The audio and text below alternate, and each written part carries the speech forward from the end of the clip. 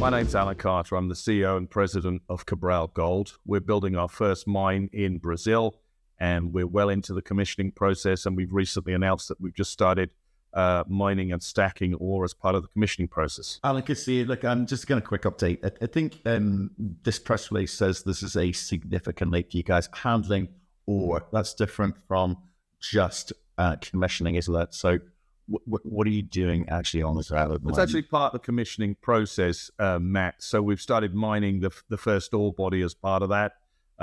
We have been commissioning the dry circuit. So what that means, everything from the mining of the ore body to the leaching of the material is currently in process. We've still got the commissioning of the wet circuit, but we're on schedule for commercial gold production in Q4 of this year. So we're getting close. We're making a lot of progress. It's a pretty exciting time for us as a company as we transition from, what a pure exploration company, and that was only 9 months ago, to now a junior gold producer, which is coming up very, very quickly. Right, and I know, but I think maybe you could get into the detail a little bit. Obviously, we're talking about significantly reduced central structural risk. Where you sort of say mining and handling ore. What is actually happening?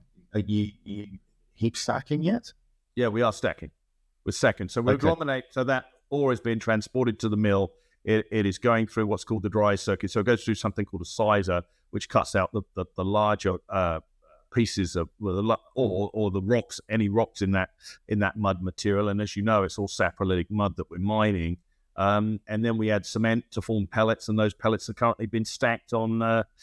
They go through a series of mobile conveyors, and they've been stacked on first pad. So we're getting very close. Yeah. Well, you are, and I guess the kind of the kind of critical path to move through to the wet circuit now. So in terms of the next steps that you've got to prove out, I mean, irrigating the heap consistently, I guess, maintaining that permeability, etc. I mean, can you kind of get through the things that you tasked the team with actually getting focused on with that regard? Yeah. In that regard. Most of the wet circuit's actually built. The ADR plant that was built in, which is the absorption-desorption plant, that was actually built and commissioned in Perth, Western Australia, and then it was broken down and shipped in containers. So the ship has arrived in Brazil. We expect to have that ADR plant on site by the end of the month.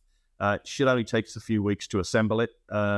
The solution storage ponds, which are critical for storing, particularly the solution when it's loaded with gold, and it takes a few weeks for that solution to achieve the necessary gold concentration. They're all finished. The carbon columns are all done.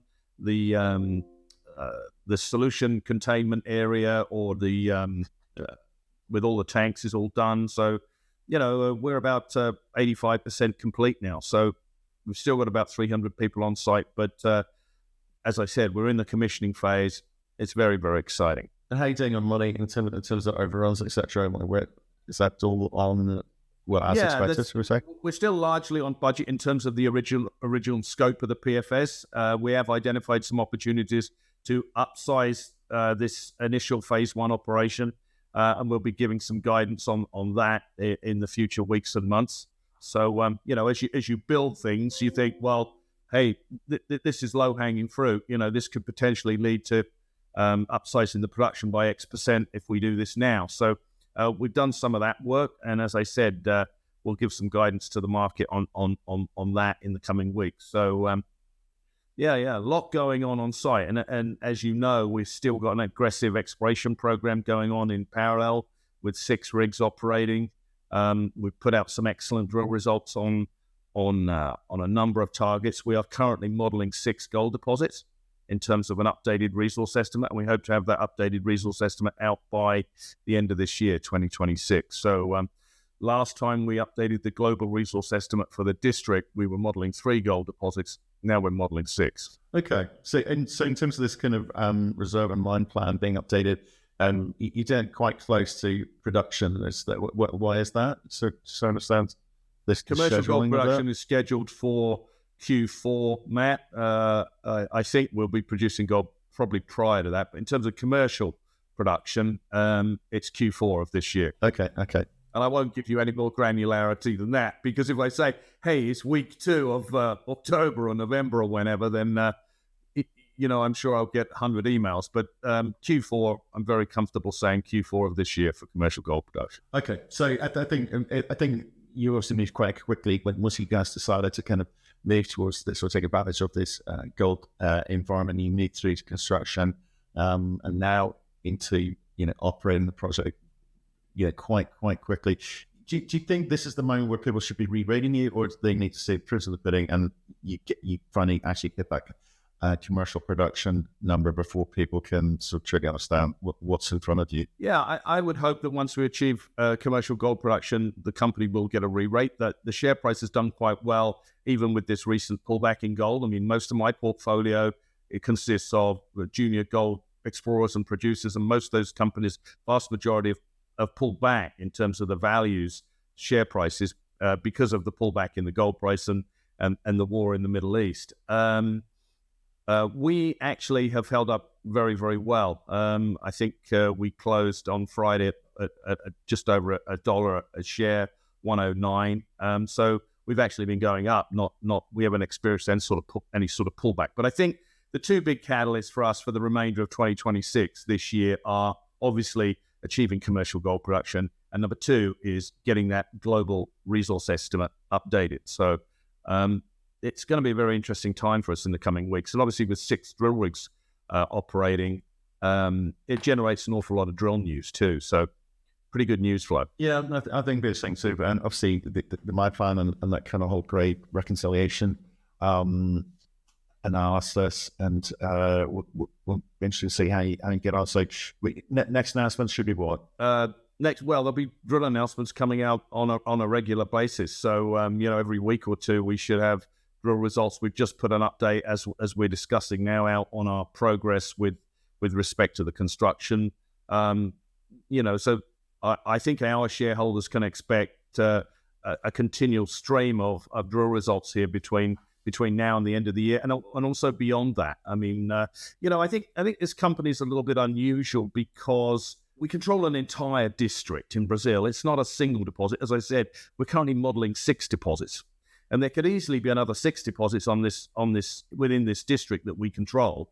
And I say that because there are 50 untested targets on the property map where we've got gold in drill holes, trenches. We've got some boulder fields here which are running 3 ounces a ton average. And so some of these, all of these targets need to be tested. So the reason that we're pursuing the strategy we're pursuing, and that is 2-stage development strategy.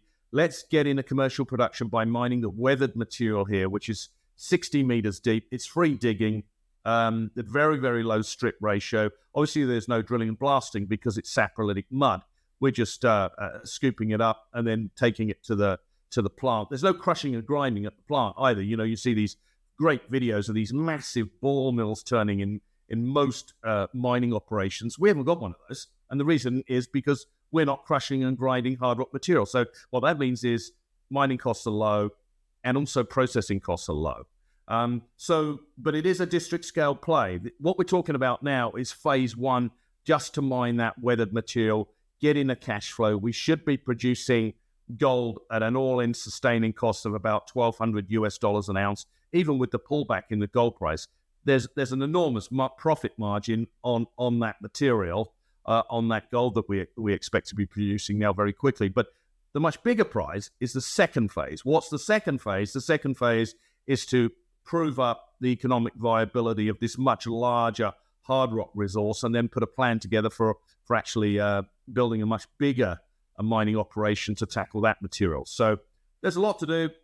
We've got a great team, and I'd like to just give a shout out to our construction team for this phase 1 plant. I think Luis Solaro and his team, supervised by John Sestan, and also with the input of our VP Brazil, Rory McKnight, have done an amazing job.